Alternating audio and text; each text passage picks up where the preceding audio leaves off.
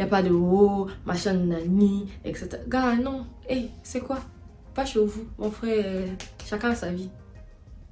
Just saying. It is your girl, LP on the beat. Personne m'appelle toujours comme ça, mais c'est pas grave. Alors, aujourd'hui, nous allons parler de comment traverser une rupture de manière saine, surtout si on est coparents. Du coup, moi, pour la petite histoire, ça fait 3 ans que ça m'est arrivé. Genre, j'étais en relation avec cette personne et après on a eu un enfant, mais malheureusement, la relation ne donnait plus pour des raisons que je ne vais pas entrer dans les détails parce que privacy. Du coup, voilà. On sait tous que c'est une chose en fait de se séparer de quelqu'un à qui on n'est plus obligé de voir en fait. Genre, j'ai l'impression que c'est plus facile de passer à autre chose. Genre, oui, on va penser et tout ça. Mais le fait d'avoir cette distance-là, en fait, permet de guérir plus facilement, plus rapidement que quand on est amené à côtoyer la personne, avoir des discussions avec la personne, quoi. Du coup, aujourd'hui, mon but est vraiment de vous encourager à prendre les décisions les plus saines pour votre bien-être, pour le bien-être de la personne aussi, et genre de votre ex, et aussi surtout pour le bien-être de votre enfant. Alors, avant même d'entrer dans le vif du sujet, je tiens vraiment à vous dire que peu importe les émotions que vous ressentez, en fait, vous avez raison. Le fait que vous soyez en colère, le fait que vous soyez blessé, le fait que, voilà, vous ayez un peu envie je sais pas, de brûler toute la ville et tout, vous avez raison. Je trouve que très souvent, on nous dit de passer à autre chose et on ne valide pas vraiment la peine que nous ressentons. Frère, nous sommes humains. Genre, c'est quelqu'un que nous avons aimé, c'est quelqu'un que, voilà, à un moment donné, on s'est dit je t'aime, on s'est vu nu, on s'est fait des promesses et tout, et aujourd'hui, tout cela ne colle plus selon nos espérances, et c'est pas juste évident de passer à autre chose comme ça. Donc, peu importe ce que vous ressentez, en fait, vous avez raison. Et, mais la question, c'est de savoir comment vous gérez vos émotions, en fait. C'est ça le challenge. Parce que même en étant chrétien, la Bible ne nous dit pas de ne pas être en colère. La Bible nous dit soyez en colère, si je ne me trompe pas, mais ne péchez point.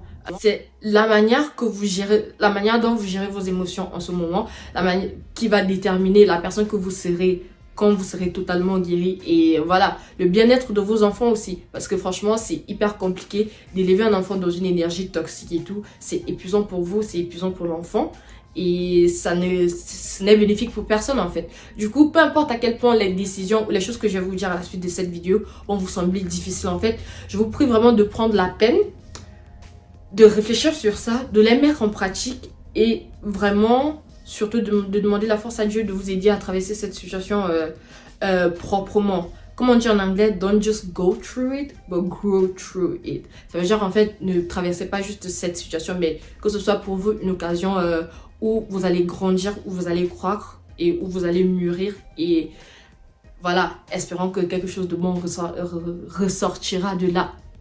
Voilà, du coup, comment traverser une rupture amoureuse avec un enfant? Franchement, mon premier conseil, c'est de laisser exprimer vos émotions, d'accord?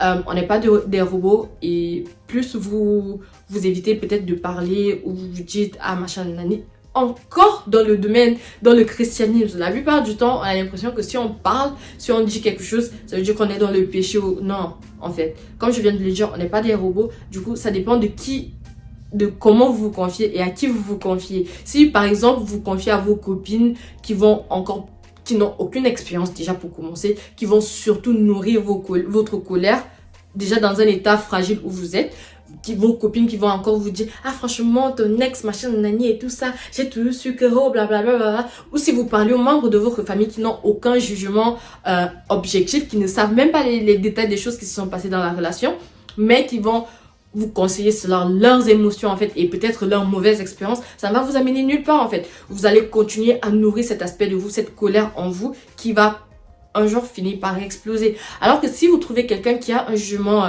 objectif, qui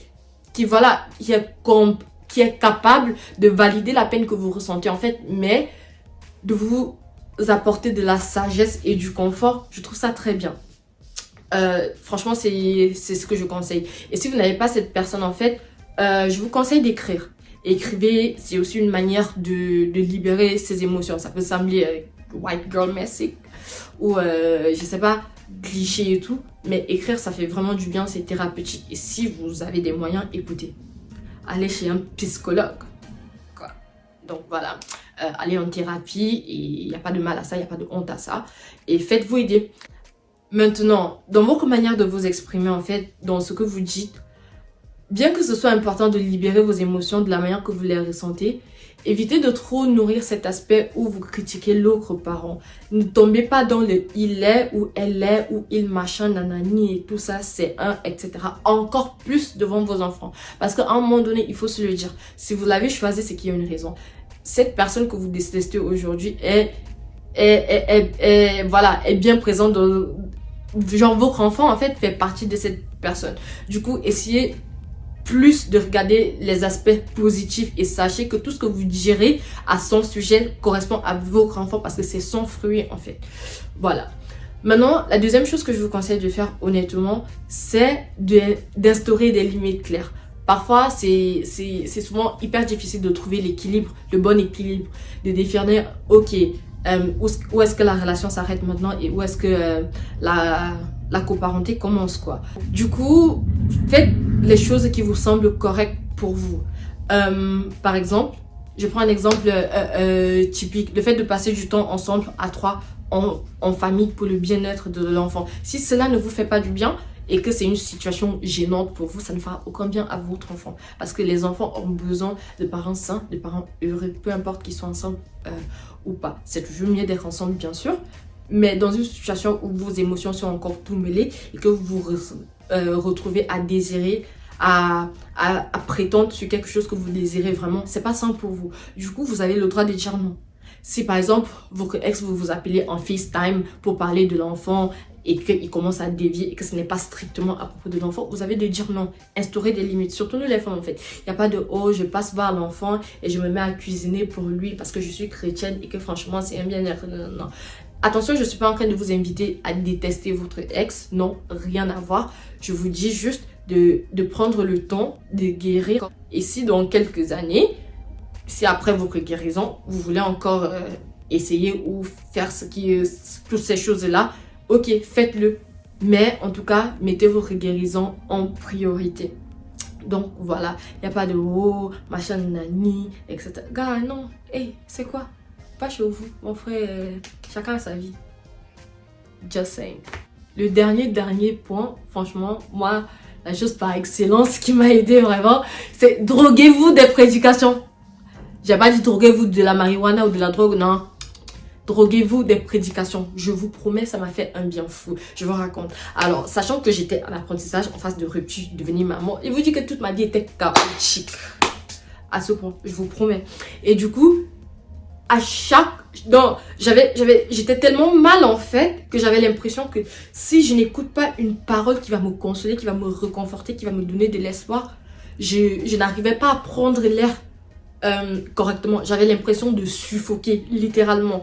Du coup, les prédications et les bonnes prédications, hein, rassurez-vous, faites des recherches sur les personnes que vous écoutez parce que la foi vient de ce qu'on entend et ce qu'on entend doit venir de la parole de Dieu. Ça veut dire que si vous écoutez du n'importe quoi, faites très attention à vos oreilles. Si vous écoutez du n'importe quoi autour de vous, cela va produire de la foi en vous, mais de la mauvaise foi. Alors que si vous écoutez les personnes vraiment qui prêchent la vraie parole de Dieu, sérieusement, ça va tout changer en fait.